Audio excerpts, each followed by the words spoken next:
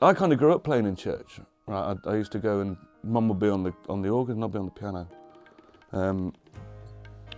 And it's kind of, over the years, it's very easy to lose that spirituality, especially when you do music as a full-time profession. It's very easy to lose a love and it just be about making money and just be about surviving, which, you know, it is, and it's, that element will always be there as well. But to be in a room with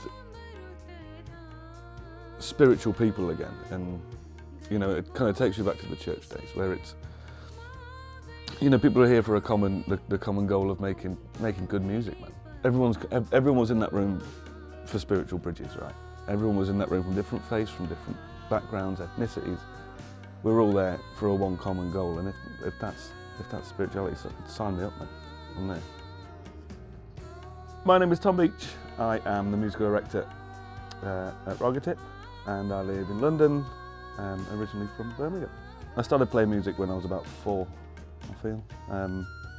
My mum was an incredible musician. She played 6 or 7 instruments very, very well, so I've always kind of grown up with it. And she never forced me into learning anything, but I saw her play a lot. And that kind of inspired me to start learning piano. She was an incredible pianist. So I learnt the piano at a very young age, and then that kind of developed through. I started picking up the guitar and different instruments along the way, and drums and bass. That led me then to study music, went to university, London College of Music, studied there, and then I've kind of been working professionally for 10, 15 years as a full-time musician. I think it's so important to adapt at the minute, and it's a real kind of unprecedented time that we live in. We must adapt to how we can get music out now. Like, it's all changed. We can't gig at the minute, you know, we can't go and put a show on for fans that we have and things like this, but content that can go across social media and go onto your personal platforms, I think is very important.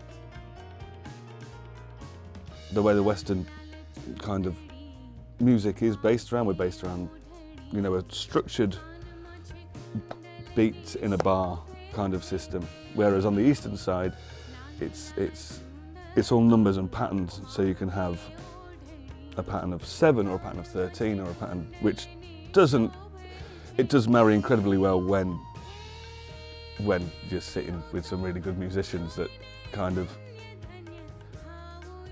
marry it perfectly. That was the biggest learning curve for me, and seeing these incredible Indian percussionists and seeing how they work in their absolute best, blew me entirely out of the water. And it was trying to then direct those to marry with the Western musicians that we had there at the time. And it's only been the past kind of few months now that I've learned how to communicate what I mean, not in a Western bar and beats kind of way. And I'm still learning, and I'm still enjoying learning, which is the main thing as well. The Indian vocal is remarkable. Like, as a vocal coach myself, and have been for many, many years, and never really delving into the Indian side ever. A lot of the pop records and things now rely heavily on riffing and you know, on blemishes which aren't necessarily a natural form in the Western song. And they're incredible embellishments, don't get me wrong, and when tastefully used, I'll say the word tasteful. And then you flip it on, like, having recorded some Indian vocalists over the past few months has really, really broadened my knowledge of the voice as well, and I thought I knew quite a lot about it. So when I first got the call about Ragatip,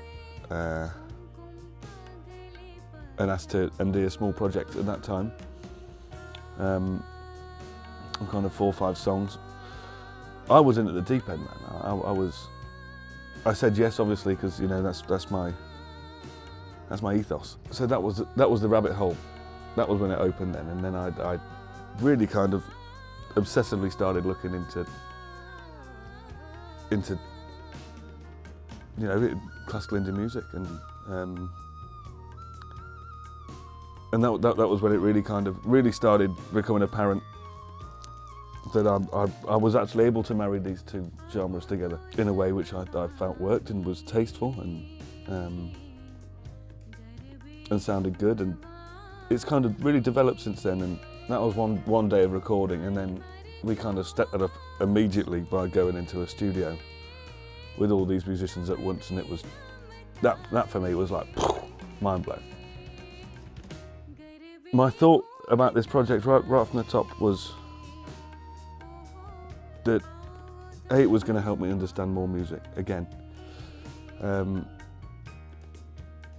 B, broaden like kind of my arranging capabilities, and you know, meet some incredible new people and new friends, and it's been just that up until right now. You know, we're working on other projects.